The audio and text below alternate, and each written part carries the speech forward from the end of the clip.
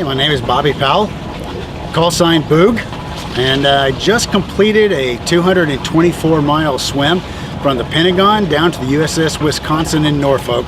15 straight days of swimming. Met a lot of good people, just like Proud Mary's song says, along the river. A lot of good people here and there. I had a few people that had to drop out for my support, but there was always somebody that was willing to volunteer and give me a little bit of assistance, carry my daily rations, my spare equipment as I went down the river. Some of that spare equipment, I went through 4 pairs of socks and a pair of fins that I used up on there. They started cracking as I was cruising about towards the end of the second week. It goes. Everybody always asks me, did I see any sharks? Did I see any things like that?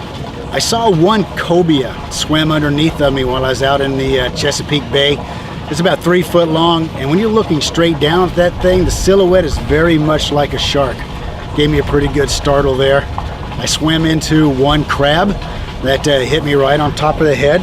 I was pretty accustomed to all sorts of debris as far as grass and stuff out there, so at first I didn't think much of it until I felt it crawling. That got my attention. I kind of looked up with my eyes and I saw one leg hanging down in front of the glass of the mask and just kind of pushed him off, let him go. Along the Maryland shoreline, when I was swimming between the lighthouses that they have there, I went through thousands upon thousands of jellyfish. I was just impressed. Luckily, they weren't stinging. I did get a couple of stings, one on my finger from a straight tentacle, I guess, that was out there. And I was flushing out the wetsuit to put some cooler water in as I was getting warm, and I got a straight tentacle under my rash guard.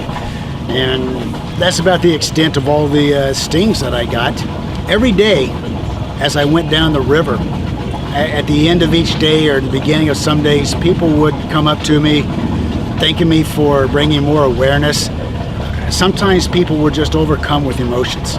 It was really moving for me, kind of at that emotional, spiritual level. Twice, people wanted to come up and give me a hug, and once they had that good, strong embrace, they collapsed in my arms. I don't know what their relationship to suicide would be. It seemed to me that they were so overcome with emotion and grief that just giving me that hug, they lost it. Their knees just buckled under them, and that's pretty moving to me. Just the pure emotion that I was able to reach out and touch people and get that. Along this trip, 3 people that I'm either directly associated with or in a roundabout way committed suicide. When I finished the first day, a good friend of mine, a student from Rescue Swimmer School of mine, sent me a message that concerned me right away. Well, it comes to find out his best friend had committed suicide that day. He was totally beside himself. He just didn't understand what had gone on. This was a veteran. He had been a Seabee. The next week, I found out a young girl, roughly, I think she's 13 years old here, committed suicide. When I first moved here, I met her back in 2010. I've known her for 7 years. She's a teenager. She has straight A's. She's a beautiful young girl. I even joking around to her grandmother, she's going to be in trouble when the boys start coming because she's such a pretty girl, and she's committed suicide. Then, after I finished the swim, a couple came up to me while I was still in the recuperation phase, and the lady was crying. Her best friend's husband had just committed suicide the day before. He had retired from the Navy just 2 months ago. He didn't even make it 3 months.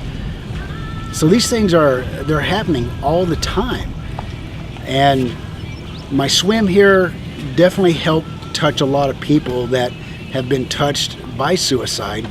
Hopefully the awareness that I helped to raise along the way will not only let people know that people still care about this, it's an issue we want to fight and try to correct, but also maybe some of those other people out there that weren't quite so aware of how prevalent it is in our communities, maybe now they are. And maybe to some extent, some of them can also help, at least looking out for their friends. In the military, especially the Army. They talk about your battle buddy. You're always looking out for your battle buddy. Well, that can be your best friend here on the street. It's not just a military thing. Always want to be looking out for your friends, because you never can tell when you might be the one person that helps to save their life, whether it's just talking with them or helping them to get a professional that can help them in some way. I'm here at Tim's Rivershore Restaurant and Crab Shack today because this is my home water. This is where I train when I do all my swimming. From the docks that we're standing on right now, we go 1 mile to the north is the mouth of Powell Creek. There's a bird box out there in the river, and there's osprey that have their nest on it. If you go to there 1 mile away, turn around and come back 2 miles.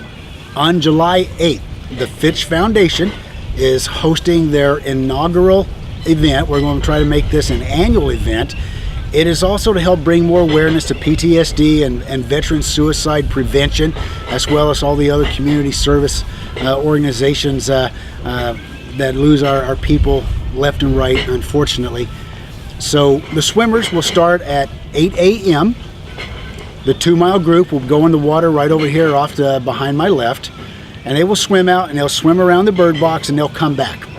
At 9 a.m. the 1 mile group will board Tim's shuttle that he has over here, and they will take them down by boat and drop them in the water by the bird box, so they have 1 mile to swim back. For those of you who are not accustomed to swimming such large distances, it's not as scary or daunting as it sounds. The tide that morning will be right at the slack tide mark when the 2 mile guys start at 8 a.m. So they'll have a little bit of a current to swim against, but by the time they turn the corner and come back, they'll have the flow of the river and the outgoing tide to help pull them back in. So the second half of the 2 mile swim should be a lot easier than the first. And of course, the guys and the girls that are doing the 1 mile swim, you'll have the tide pulling you and the flow of the river the entire way. So it won't be quite as bad.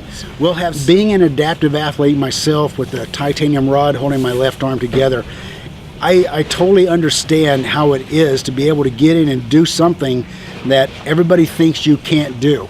I know at work everybody has given me congratulations, but there's a few people thinking, oh, there's no way that Bobby's going to swim 15 straight days, 224 miles.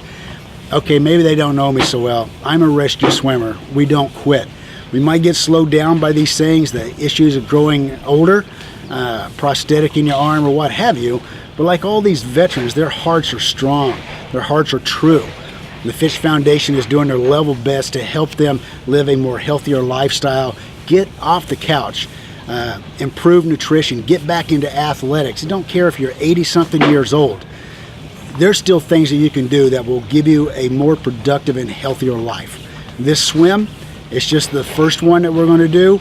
So anybody that's a swimmer, veteran or not, anybody, age is not a problem. As long as you tell us that you can do 1 mile or 2 miles, come down, take the plunge, get out there, and if you don't make it, no worries. This is not a competition.